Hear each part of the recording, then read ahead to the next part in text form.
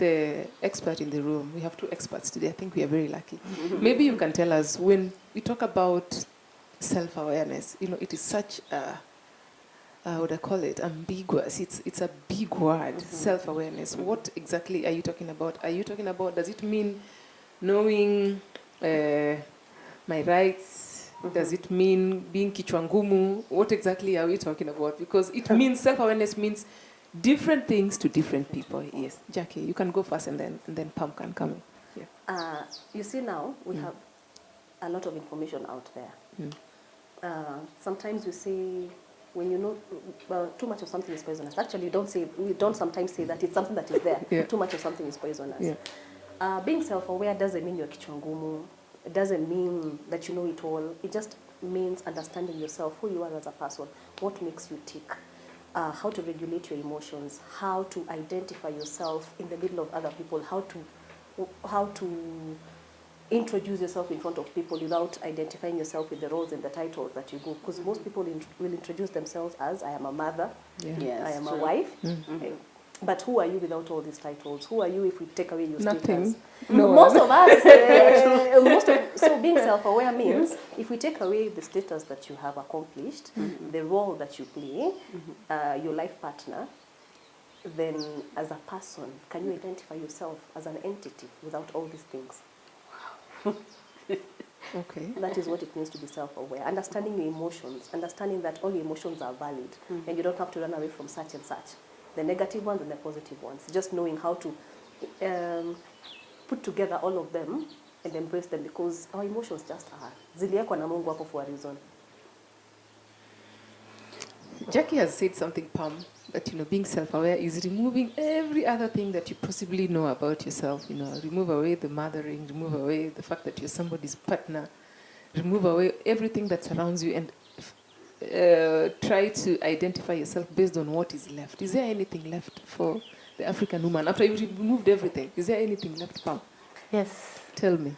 When you don't know about yourself, you don't know how you can work on what you don't know. That's okay. Yes. Because you have to understand yourself for you to work on what you really need to help others about and help yourself. Most of the time we focus our minds on the other people and leaving ourselves. Where are we? What makes me say that so-and-so is not a good person? What is not good about that person?